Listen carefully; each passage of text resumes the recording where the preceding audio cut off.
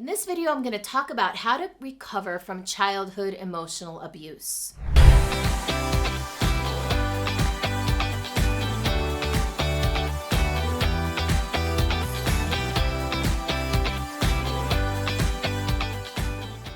Now, you might be wondering why a business coach like me is talking about childhood emotional abuse. Well, I'll tell you. It's because over and over again in my own life and in the work that I've been doing with my clients, I've recognized and realized that the things that happen to us in childhood come back to haunt us later in adulthood. And they can be some of the biggest blocks that we encounter when we're looking to build or grow our business. So if you're someone who experienced childhood emotional abuse, the first thing I want to say is that this is not a substitute for therapy or professional help. And I'll also say that this is an opportunity for you to become more empowered in your healing. I'm going to share with you some things that I've seen work for my clients and work for myself to overcome some of those childhood wounds that can get in our way now as adults. Are you ready? Let's go.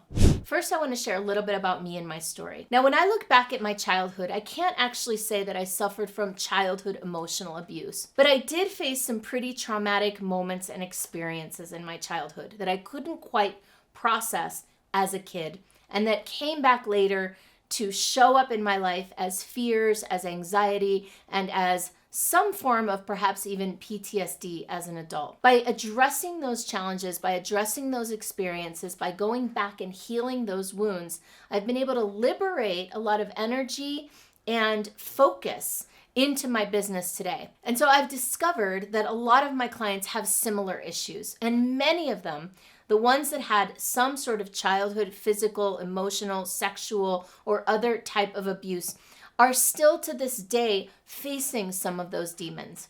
So I'm going to share with you some processes that I've found during the work that I've done with myself and with my clients that have really helped to recover, heal, and even let go of this type of trauma. Now, before I dive deep into this topic, I do want to invite you to like this video, subscribe to my channel, and feel free to post any of your comments or questions below. And I do want to do a disclaimer that I am not an expert psychological therapist. And I've also seen a lot of cases of healing and trauma and people doing this kind of work that I'm going to share with you today, being able to move on and move forward in their life in a whole new way. So the first thing that must happen, and this is usually where people get stuck, this very first step, is to even address what happened in the first place. I call this step discover, meaning discover what it is that's at the source of what you're facing. Discover what the resistance is, discover what the wound is, discover what the pattern is that shows up, and become self-aware. Now, this might seem obvious, or it might seem really challenging. And what I've found is that until you're willing to face whatever happened, until you're willing to really take time out of your life, carve out some space and some grace and some time to deal with it, it's gonna keep popping up. It's gonna keep having its impact subconsciously and at a deeper level.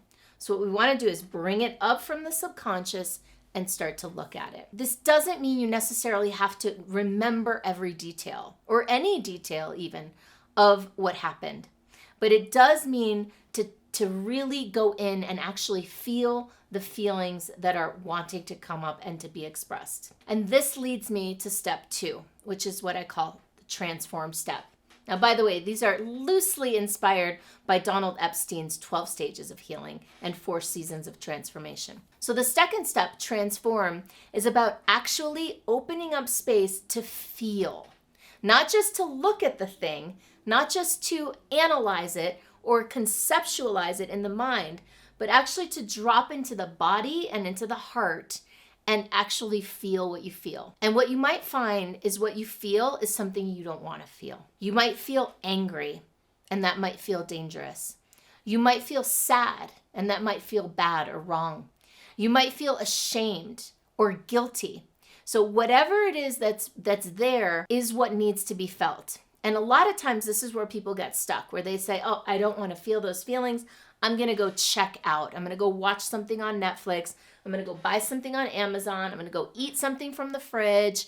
I'm going to go whatever it is, right? This is where we check out and we want to avoid and distract. And so this can be, in my opinion, for me it is, the hardest step. To heal from abuse is to face what you feel and what you felt as the child that was being abused. Feeling less than, feeling unworthy, feeling scared, feeling powerless, angry, whatever it is. I invite you to write it down, to get it out, to feel it, to cry, to yell, to scream, to bite the pillow, whatever it takes to actually feel it. Because this is where the process of alchemy can happen. My mentor, one of my mentors, Nani Leah Diamond, who I talk about a lot, she uses this term alchemy to talk about the transmutation of something that happened, abuse, whatever it was, into something positive. Can you transmute fear into power? Can you transmute hate and anger into love, right? The way to do that, the only way to do that is to feel it fully, to go through it. So step 2, transform, is where we feel it, we dive into the discomfort, we face it courageously, and we let the feeling of it move through us. And a lot of times moving through us, it requires sound. That's why we cry, that's why we howl, that's why we scream. And that's another area, with women especially, where we try to suppress, where we try to shut down the sound. We try to shut down the expression of the anger, the shame, the fear, whatever it is. Now, the third thing we do is once we've let that wave of emotion move through, okay, and you have to have this piece first. You cannot skip that step. Now it's time to examine, is there a new perspective? Is there a new way that I can look at this? Is there a new possibility? Now, this is not an intellectual exercise, or in as much as you have to have let that wave move through before you can even ask this question. Because you'll ask the question and the answer will be visible right then and there without you even realizing it. But only if you do the work of moving the energy through. So from that place, what's the new perspective? What's available? What's possible? What did I not see before that I can see now? Write this all down, journal it all out, get it all down on paper. And then from that place, decide to let go. What is it that you're going to let go of? What is it that you're going to release forever? Now, this is a place where you might want to actually create some sort of ritual to commemorate formally the releasing, the letting go of whatever happened. So another time, this is another case where you might want to write this down. I'm letting go of fear. I'm letting go of feeling powerless in the face of anger. I'm letting go of letting someone violate my boundaries. I'm letting go of whatever it is you're letting go, right? You put it on this piece of paper and then burn it, or rip it up, or tear it, or wet it, or destroy it in some way, or paper mache it, or do something with it to destroy it, or to release it, or to convert it into something new. And then from that place of having let it go and released it, see if you can forgive. See if you can find forgiveness in your heart for whoever wronged you, even if it was you wronging yourself. Can you not only let it go, but can you also forgive? Can you love, even in spite of what happened? And from a place of forgiveness, you might find that you're able to find the gift, that you're able to turn it around and not only forgive and let go, but to actually find gratitude and appreciation for what happened, to find the gifts that it created in you.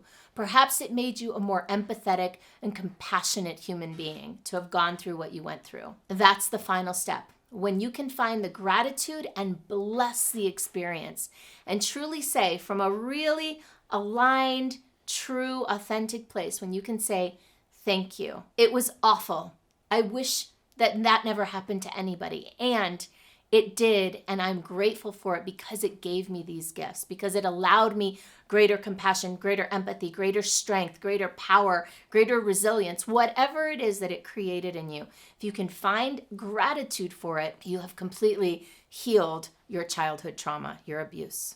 If this was beneficial for you, and if this is the kind of work you do with people or you want to do with people, I highly encourage you to check out my Monetize Your Magic Playbook. It's free and you can get it at monetizeyourmagicplaybook.com or just click on the link below. Enjoy.